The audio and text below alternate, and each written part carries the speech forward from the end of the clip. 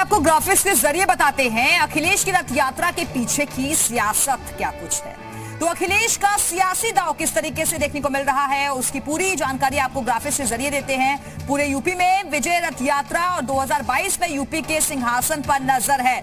योगी सरकार के खिलाफ आक्रामक प्रचार किया जाएगा इस रथ यात्रा के जरिए और हिंदू मुस्लिम वोटरों को साधने की भी कवायद की जा रही है। और ये योगी सरकार के खिलाफ आक्रामक प्रचार है, हिंदू मुस्लिम वोटरों को साधने के तौर पर भी इसे देखा जा रहा है। चाचा शिवपाल को खुलकर चुनौती दे रहे हैं अखिलेश यादव और रथ यात्रा से गांव कस्बों तक प्रचार भी किया जाएगा। कार्यकर्ताओं में जोश भरने की भी तैयारी है इस रथ यात्रा के जरिए और यात्रा के बहाने बुंदेलखंड पर नजर है और असली समाजवादी पार्टी का दावा किया जा रहा है। तो एक तरफ चाचा रथ यात्रा निकाल रहे हैं तो दूसरी तरफ शिवपाल यादव भी यात्रा के जरिए जनता से सीधा संवाद करने की कोशिश कर रहे हैं। लेकिन कौन किस पर भारी पड़ता है ये 2022 के चुनावी नतीजे साफ कर देंगे। उत्तर भारत में सबसे ताकतवर मुलायम सिंह यादव के सियासी परिवार में चल रही अंतर्कलह के बीच आखिरकार भाई शिवपाल सिंह यादव और बेटे अखिलेश यादव के रास्ते पूरी तरह से अलग अलग हो गए हैं। अब तक संभावना इस बात की बनी हुई थी कि शायद चाचा भतीजे के बीच एक बार फिर नजदीकियां हो जाए, पर प्रगतिशील समाजवादी पार्टी के राष्ट्रीय अध्यक्ष शिवपाल यादव की सामाजिक परिवर्तन रथ यात्रा ने इस पर लगाम लगा दिया।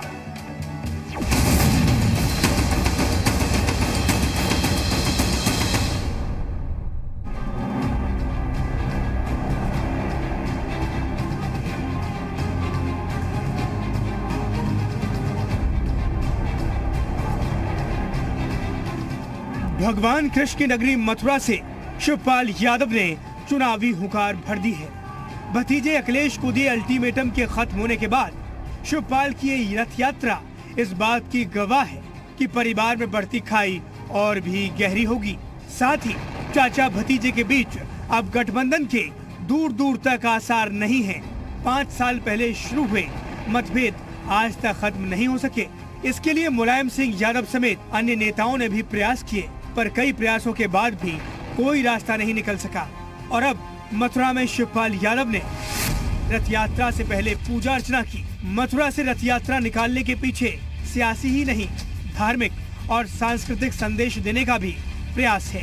यहाँ से निकलने वाली यात्रा फिरोजाबाद, मैनपुरी, फर्रुखाबाद और कन्नौज को जोड़ते हुए आगे बढ़ेगी। इस क्षेत्र में शिवपाल सिंह की गहरी पैठ भी मानी जाती है। इस यात्रा के जरिए प्रसपा एक तरफ अपनी ताकत का एहसास कराएगी तो दूसरी तरफ जनमत जुटाने के अभियान में लगेगी।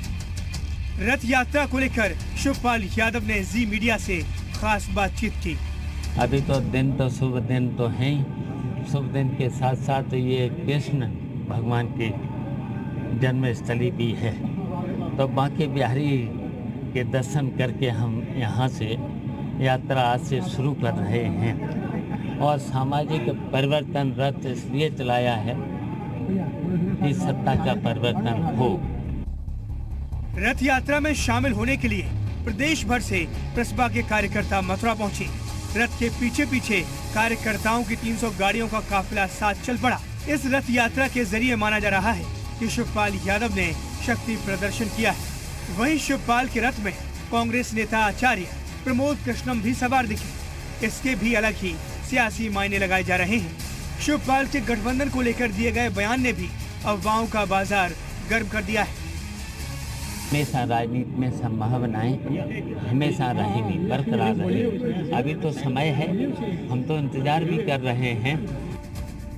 रथ यात्रा से पहले शिवपाल ओवैसी, ओम प्रकाश राजभर और चंद्रशेखर भीम से भी मुलाकात कर चुके हैं। अब रथ में कांग्रेस नेता के दिखने को लेकर यूपी में नए सियासी समीकरण की तस्वीरें भी दिखने लगी हैं। शिवपाल भले ही चुनावी दंगल के माहिर खिलाड़ी माने जाते हैं और उन्हें ये पता है कि बिना भतीजे के सहारे सत्ता हासिल करना मुश्किल ही नहीं, नामुमकिन होगा।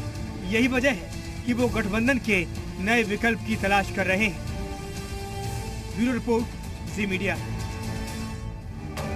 और अब आइए शिवपाल यादव की सामाजिक परिवर्तन यात्रा के पीछे की सियासत भी आपको समझाते हैं ग्राफिक्स के जरिए। तो शिवपाल की रणनीति क्या कुछ है, इसे जरा समझिए आप। पूरे प्रदेश में सामाजिक परिवर्तन यात्रा जिसकी शुरुआत कल से कर दी गई है। भतीजे अखिलेश पर प्रेशर पॉलिटिक्स, और नए गठबंधन की संभावना की भी तलाश की जा रही है और रथ यात्रा के बहाने पार्टी का शक्ति प्रदर्शन भी देखने को मिल रहा है और साथ ही साथ रथ पर मुलायम की तस्वीर भी लगाई गई है। इसके जरिए भी बहुत कुछ कहने की कोशिश की जा रही है। मुलायम के नाम पर जनभावना उभारेंगे। मथुरा में पूजा का रथ यात्रा की शुरुआत की गई थी और हिंदू जनभावना से वोट लेने की भी कोशिश की जाएगी इस यात्रा के जरिए और असली समाजवादी होने का भी दावा किया जा रहा है। तो लगातार 2 यात्राएं निकल रही हैं, लेकिन एक तरफ अखिलेश यादव की हम बात करें तो उन्हें अल्टीमेटम मिल चुका था, लेकिन उसके बावजूद भी जब जवाब नहीं दिया गया तो फिर दोनों के रास्ते अलग अलग हो गए। लेकिन शिवपाल यादव अभी भी ये बात कह रहे हैं कि राजनीति में संभावनाएं लगातार बनी रहती हैं।